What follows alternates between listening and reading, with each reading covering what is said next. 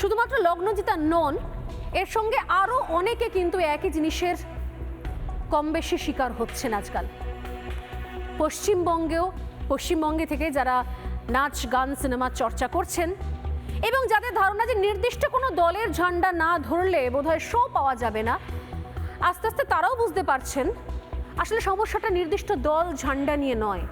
সমস্যাটা হচ্ছে নির্দিষ্ট দল যাদেরকে তৈরি করেছে ফ্র্যাঙ্কেনস্টাইন হিসেবে, এবং সমস্যাটা তাদের যারা মনে করছে যে এখনো পর্যন্ত ভোট ব্যাংকের নাম করে এই জিহাদি মানসিকতাতে প্রশ্রয় দেওয়া উচিত।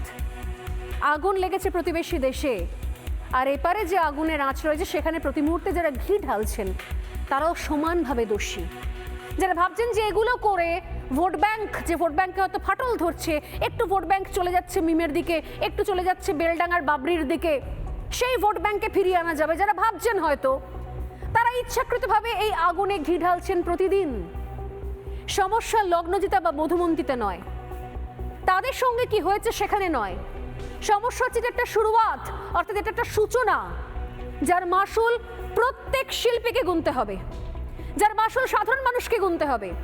এবার স্কুল কলেজে শুরু হবে, পাড়ার প্রোগ্রামে শুরু হবে, মাচা বাঁধলেই শুরু হবে সমস্যা। তখন কি হবে? আজকে যারা ভাবছেন যে আমাদের কি, আমরা দাঁড়িয়ে দেখব, আঁচ সবার গায়ে লাগবে।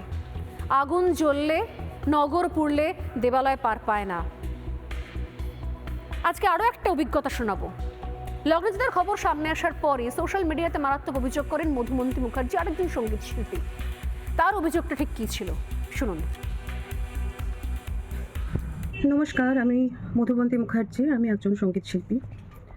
গত পরশুদিন আমার অনুষ্ঠান ছিল মাছদিয়া, কৃষ্ণগঞ্জ। অনুষ্ঠানটি ছিল লালন উৎসব লোক সংস্কৃতি মঞ্চ। আমাকে যিনি কন্ট্যাক্ট করেছিলেন তিনি বলেছিলেন যে এখানে আপনাকে লোকসঙ্গীত পরিবেশন করতে হবে। তো আমি এবং আমার ব্যান্ড সেই মতোই তৈরি হয়ে গিয়েছিলাম, এবং সেখানকার পরিবেশ বলুন, কমিটি মেম্বার্স বলুন, সকলে ভীষণ ভদ্র, ভীষণ ভালো পরিবেশ। তো সেখানে আমার সিলেকশনের মধ্যে একটি গান আমি গাই শাহ আব্দুল করিমের, তোমরা কুঞ্জ সাজাও। তো সেই গানটায় আমাকে ভীষণ রকমভাবে সহযোগিতা করেছেন শ্রোতা বন্ধুরা, ভীষণ উপভোগ করে শুনেছেন। কিন্তু গানটির শেষে হঠাৎ করে এক ভদ্রলোক স্টেজে উঠে আসেন, আমি জানি না তিনি কমিটির কেউ কিনা, এতটা অডাসিটি হলো কি করে।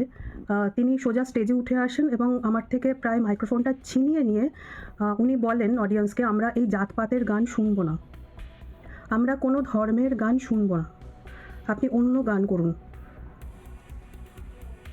আমি এর এগেনস্টে স্টেপ নিতাম, কিন্তু নিইনি ওখানকার কমিটি মেম্বার্সদের জন্য।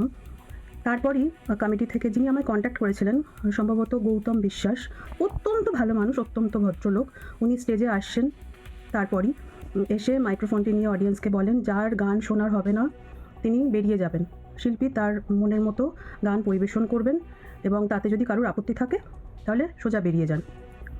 তো উনি এই কথাটি বলার জন্য আমি কোনো স্টেপ নিইনি। কিন্তু বারংবার এই যে আমরা ফেস করছি শিল্পীরা, যে ধর্মের গান শুনবো না, জাতপাতের গান শুনবো না, সেকুলার গান আমরা জানি না সেকুলার গান কাকে বলে। তো আমার মনে হয় প্রত্যেক শিল্পীকে নিজেদের মতো প্রতিবাদ করা উচিত। সময় থাকতে সতর্ক হন, কারণ এরা এখন সংখ্যায় কম আছে বলছে কৃষ্ণ ভজন গাওয়া যাবে না, মায়ের গান গাওয়া যাবে না। যদি সংখ্যায় বাড়ে, কে বলতে পারে যে আমাদের গান গাওয়াই হয়তো বন্ধ করে দেবে। তাই সময় থাকতে সতর্ক হন, প্রতিবাদ করুন। আমার মনে হয় যে যারাই ভাবছেন যে বিভিন্ন শিল্পীর বিভিন্ন পছন্দের আদর্শ থাকে, পছন্দের রাজনৈতিক দল থাকে, আমার মনে হয় সব কিছুর ঊর্ধ্বে ওঠে এই মধুমন্তী মুখার্জির লাস্ট কথাটা আমার ভয়ঙ্কর লাগলো, কোথাও আঘাত লাগলো। যে সমস্ত শিল্পীরা এখনো চুপ করে রয়েছেন তারাও জানেন না ভবিষ্যতে কী দিন আসবে, এবং যারা ভাবুন যারা এখন সংখ্যায় কম তারা বলছেন ধর্মের গান গাওয়া যাবে না, অমুক গান গাওয়া যাবে না, এরা যদি সংখ্যায় বাড়তে থাকে তাহলে একসময় আমরা আদেও গান গাইতে পারবো কি, ভাবার সময় এসছে।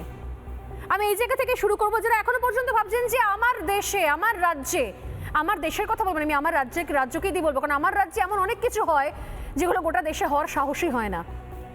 যারা এখনো পর্যন্ত এই ঘটনাগুলোকে দেখে চুপ করে রয়েছেন, যারা প্রতিবেশী দেশে জেমসের কনসার্ট ভাঙচুর হওয়া দেখে ভাবছেন যে ও দেশটা উচ্ছন্নে গেছে, কি আর বলবো, কি মন্তব্য করব, তারা আদেও নিশ্চিত আজ বাদে কাল এখানকার শিল্পীদেরও স্টেজ একই রকমভাবে ভাঙচুর করা হবে না? এরপর আরও কিছু জিনিস তৈরি হবে না? আমি আবারও বলছি, শাসক দল নিজে জানে তারা কি ধরনের ফ্র্যাঙ্কেনস্টাইন বানিয়েছে। এখনো পর্যন্ত ঝান্ডা ধরে যদি কোনো শিল্পী ভাবেন যে না কিছু বলবো না, চুপ করে থাকবো, পল্লব কীর্তনীর আমি পোস্ট দেখছিলাম, তিনি বলছিলেন যে তিনি যেহেতু কথা বলেন, তিনি ভোকাল, তাই জন্য তিনি শোই পান না। তার শো থাকা সত্ত্বেও, তার পোস্টার থাকা সত্ত্বেও নাকি তাকে বাদ দিয়ে দেওয়া হয়। এবং সেই ভয় যদি সবাই চুপ করে থাকেন, তাহলে আমরা কোন জায়গায় দাঁড়িয়ে যাচ্ছি? এরপর আদেও এই পরিণতি যে হবে না বাংলাদেশের মধ্যে, তার গ্যারেন্টি কে নেবে? আমাদের শাসক দল প্যাটিস নিয়ে একদিনে উত্তর দেন, একদিনে মঞ্চে দাঁড়িয়ে রিপ্লাই দেন প্যাটিস কাণ্ড নিয়ে, কি ভেজ নন ভেজ বিতর্ক নিয়ে, যেখানে সর্বৈবভাবে 100% দোষ ওই প্যাটিস বিক্রেতা। তিনি মিথ্যে বলেছেন, সবচেয়ে বড় কথা মিথ্যে বলে চিকেনকে ভেজ বলে চালিয়েছেন, ব্যবসা ভালো হবে বলে, স্টক ক্লিয়ার হবে বলে। সেখানে 6টা দিন হয়ে গেছে তিনি সেকুলার গান নিয়ে একটা মন্তব্য করেননি।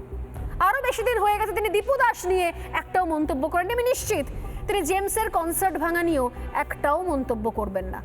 নানা ধরনের কন্টেন্ট দেখার জন্য লাইক করুন, শেয়ার করুন আমাদের ফেসবুক পেজ, সাবস্ক্রাইব করুন আমাদের ইউটিউব চ্যানেল। পাশাপাশি অন্যান্য ব্রেকিং নিউজের জন্য অবশ্যই চোখ রাখুন রিপাবলিক বাংলায়।